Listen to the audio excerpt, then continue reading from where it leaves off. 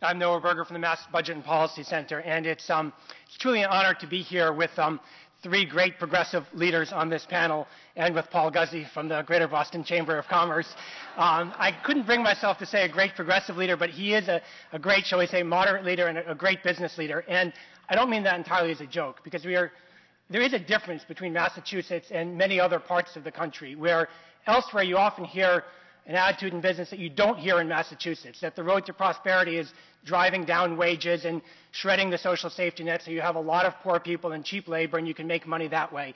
That's not the message you hear when you talk to business leaders like Paul Guzzi and others in Massachusetts. It's a very different message, that what our advantage is not the cheapest labor in the country or the world, but the best educated, to make sure that our people have the skills that they need to be able to be productive, and that gives us an advantage. And the important thing is that can't just be graduates of great universities like Northeastern, and we have some other good universities in the state, but also we have the best public education system in the country, and that makes an enormous difference.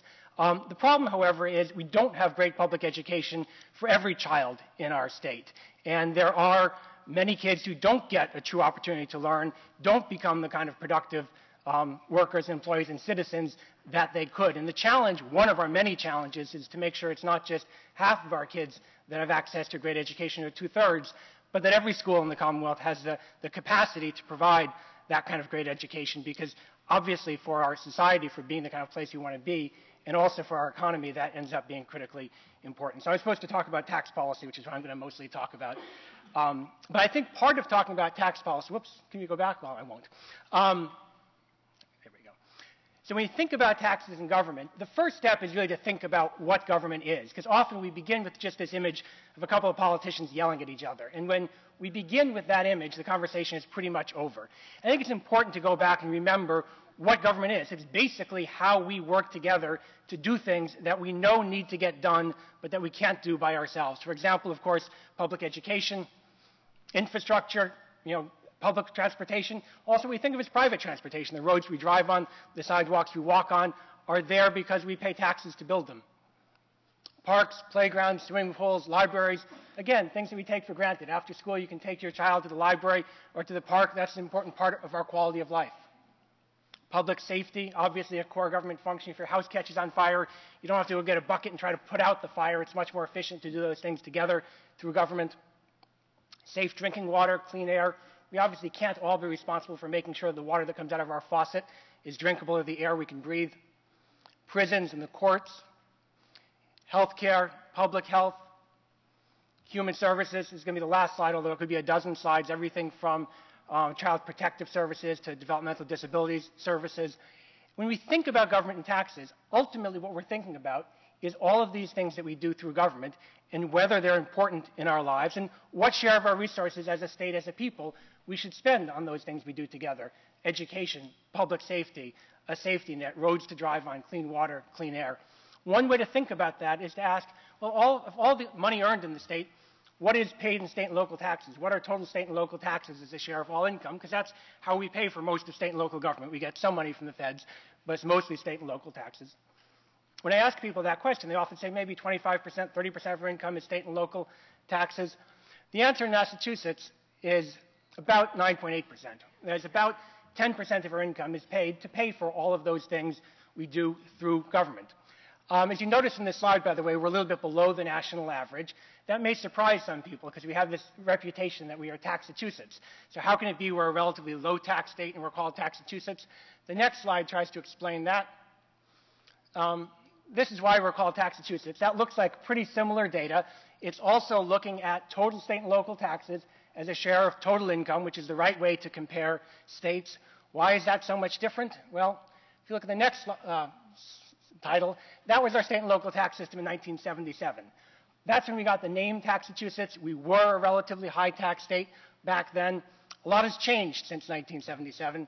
In fact, state and local taxes dropped more in Massachusetts than in any other state over that period of time. That was partly Proposition 2.5 back in 1980, cut local property taxes dramatically. But then over the last 20 years or so, we cut state-level taxes very dramatically. We cut the income tax rate from 5.95% to 5.3%.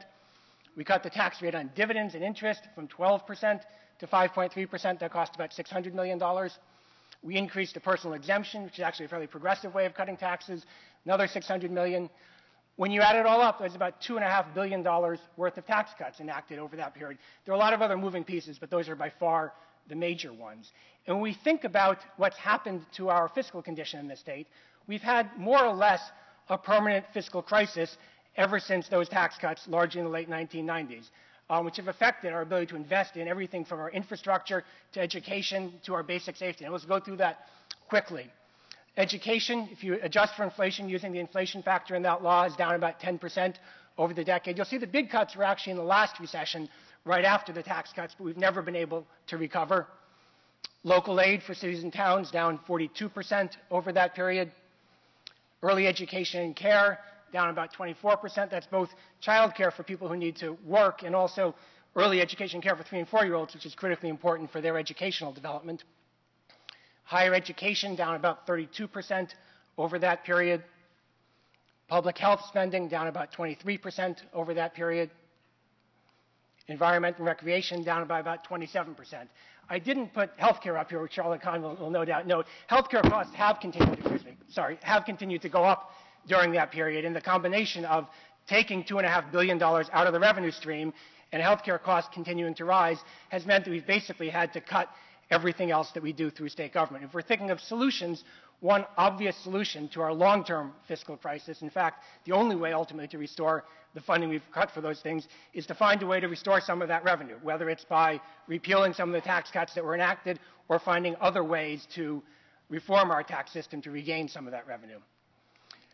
The other problem with our tax system, by the way, is that it's regressive at the state level. High-income people actually pay less of their income in state and local taxes than middle and lower income people.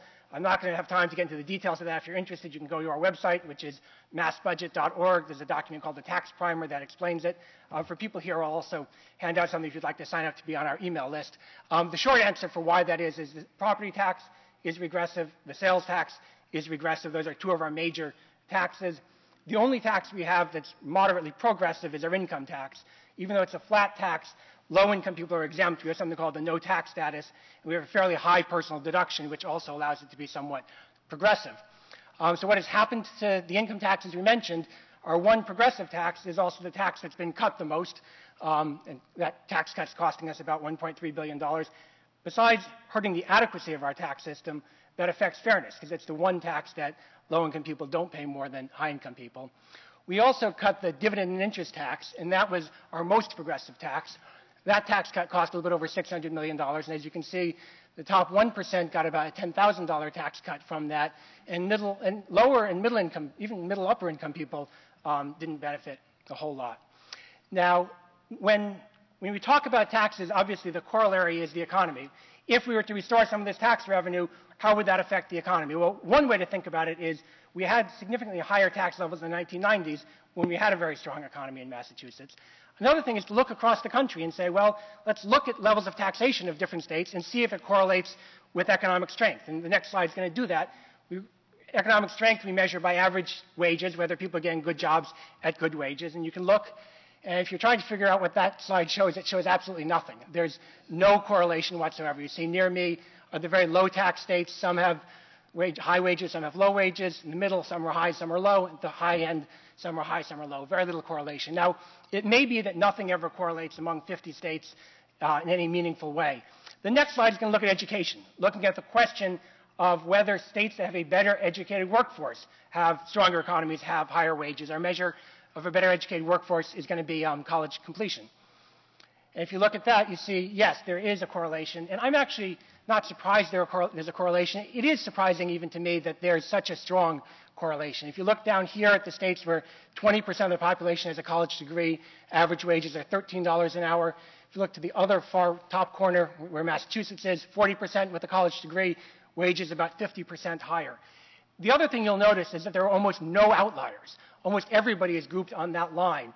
As educational attainment goes up, wages go up. There are two outliers, Alaska and Wyoming. If you have a lot of oil, it turns out you don't need an educated workforce. But for almost everybody else, All of the other things that we think about and talk about in terms of economic development, tax credits and everything else, seem not to have a significant effect when compared to the overall effect of education. Yet this is not at the core of our economic development debates often.